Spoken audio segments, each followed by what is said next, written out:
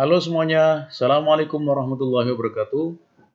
Pada video kali ini, kita akan membahas satu permasalahan yang sering terjadi ya di kita, baik kita sebagai pelajar maupun kita sebagai profesi apapun ya, yaitu memahami poin atau inti permasalahan apa sih sebetulnya yang sedang dibicarakan oleh seorang maupun apa sih inti dari permasalahan yang ada disajikan dalam sebuah teks pada sebuah buku ataupun artikel ya.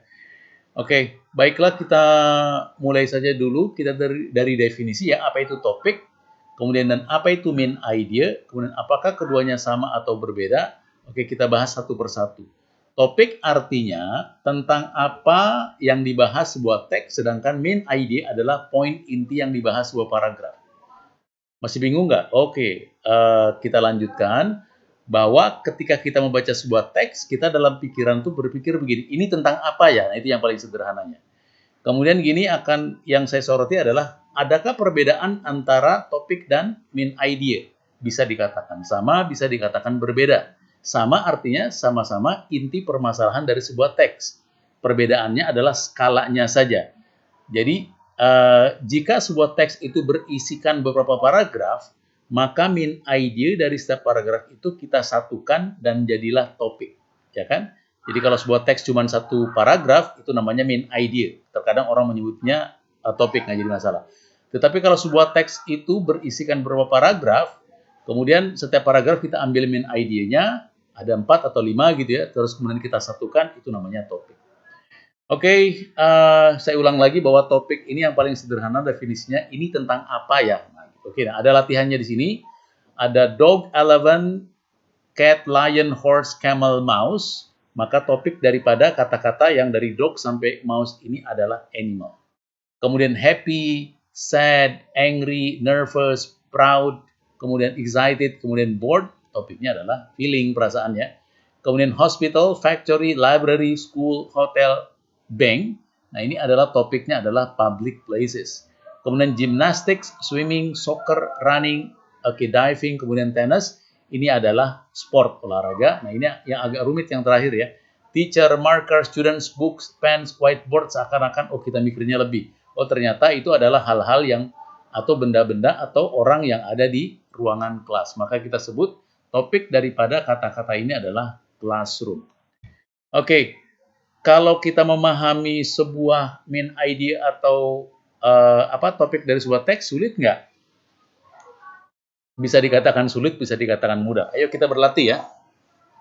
Oke, ini ada sebuah teks yang saya bacakan langsung terjemahannya aja ya, untuk memudahkan. Orang-orang pertama yang menanam biji kopi hidup atau tinggal di Timur Tengah. Jadi mereka itu adalah bangsa-bangsa Persia, Arab, Turki, yang mereka itu sudah minum kopi, tentunya berumur beberapa tahun ya,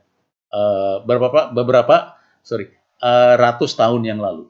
Kemudian pada tahun 1600-an orang Eropa itu mulai mempelajari kopi dan langsung saja jatuh hati kepada kopi, artinya suka ya. Kemudian setelah mereka mengenal dan suka itu mereka artinya bangsa Eropa itu mendirikan atau membuatlah gitu kan. Jadi kedai-kedai kopi di kota-kota yang ada di negara Eropa. Kemudian dan juga bangsa Eropa membawa kopi ke tempat-tempat mereka mengadakan perjalanan, ya tentunya negara-negara yang baru ya. Jadi kemanapun mereka pergi, mereka akan selalu membawa kopi. Kemudian that is how people in other part, itulah alasan kenapa orang-orang yang ada di bagian lain di dunia ini gitu kan, mengenal tentang kopi. Nah sekarang kopi ini sudah populer di Amerika Utara dan Amerika Selatan, di Afrika dan sebagian besar di Asia maaf. Jadi sekarang sudah ini ya. Oke, berdasarkan teks yang di atas, kita ambil beberapa informasi yang paling penting untuk kita bisa ambil kesimpulan kerangka daripada main idea teks ini. Satu, the first people to grow coffee beans live in the Middle East. Pada kalimat pertama ya, nih kalimat pertama ini membantu kita untuk bisa menyimpulkan main idea daripada teks ini. Keduanya, European learned about coffee and quickly came to like it. Yang mana ya? Oh, di sini. Oke, di sini dari sini kalimatnya dan sampai di sini. Oke, itu adalah kalimat penting ya yang mendukung untuk kita bisa menyimpulkan apa sih main idea daripada kalimat ini. Kemudian European took coffee with them when they travel to new countries. Nah, ini sangat penting ya. Kalimatnya sebentar kita cari dulu. Oke, ini. Ini ya ini. European took coffee with them. Oke, countries sudah jelas ya. Jadi ini kalau kita simpulkan informasi penting, ketiga informasi penting yang diambil dari teks ini, kita sudah bisa ambil kesimpulan seperti apa sih main idea-nya. Nah, sekarang kita mungkin latihan dulu ya. Oke, main idea dari teks di atas adalah coffee houses in many European cities. Bisa nggak menjadi jawaban? Bisa, sangat bisa. Oke, kemudian bisa benar nggak? Bisa benar, bisa salah. Karena kita belum melihat pilihan yang lain ya. Kemudian yang keduanya, coffee grows in Persian, Arabs, and Turks. Benar nggak? Benar. Tadi kan ada dikatakan di kalimat pertama ya. Oke, bahkan mereka orang pertama. Oke. Tetapi bisa jawab menjadi jawaban untuk main idea? Bisa juga. Oke, bisa juga tidak kan? Nah, sekarang yang terakhir, European learn and introduce coffee to all part of the world. Jadi orang Eropa mempelajari dan memperkenalkan kopi ini ke seluruh bagian lain ya yang ada di muka bumi ini. Oke, dari tiga pilihan ini, mari kita analisa satu persatu. Pilihan A bukan jawaban karena tidak mengcover isi teks, hanya berisikan tentang apa namanya itu kedai-kedai kopi ya yang ada di kota-kota di Eropa, di negara Eropa. Oke, jadi tidak mengcover karena ada tiga item tadi kan, di mana tumbuh awalnya, kemudian siapa yang memperkenalkannya, kemudian yang ketiganya apa namanya banyak sekali kedai-kedai kopi yang ada di kota-kota di negara Eropa. Kemudian pilihan B juga bukan pilihan jawaban karena hanya bercerita awal mulanya di mana kopi tumbuh.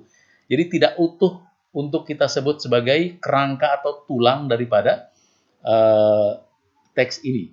Kemudian yang C, pilihan C adalah jawaban karena berisikan proses bangsa Eropa mengenal dan menyebarkan kopi ke seluruh dunia. Jadi itu jawabannya. Jadi ini jauh lebih lengkap ya untuk bisa mengcover teks ini. Jadi kalau kita bisa sebutkan ini sebagai pengawalan kopi di mana tumbuh, kemudian setelah tumbuh setelah dipelajari kemudian ada apa di sini. Terus kemudian yang membuat kopi ini tersebar luas adalah ini kalimat yang terakhir ini. Oke, jadi bangsa Eropa membawa kopi kemanapun mereka pergi dan diperkenalkan ke negara-negara baru yang mereka kunjungi. Nah, jadi analisanya seperti begini. Jadi ketika kita latihan ya, sebaiknya mungkin begini ketika kita baca sebuah teks, baca dulu semuanya, terus kemudian apa namanya kita highlight garis bawah atau apapun namanya ya, yang jelas feeling kita kebentuk gitu ya, feeling kita kebentuk gitu. Kalau kesulitan keluarin aja informasi-informasi yang pentingnya gitu. Jadi ini pendukung, semuanya pendukung, ini pendukung gitu kan. Oke, jadi inti atau main idea daripada teks ini adalah European learn and introduce coffee to all parts of the world. Oke, sekian penjelasan dari saya, tentunya yang jelas ya. Jadi tingkat kesulitan pada pemahaman sebuah main idea juga tergantung teksnya juga. Makanya saya hanya menjelaskan konsep dasar, kemudian contoh-contoh yang mudah saja untuk dipahami. Selamat berlatih. Mudah-mudahan video ini sangat bermanfaat. Assalamualaikum warahmatullahi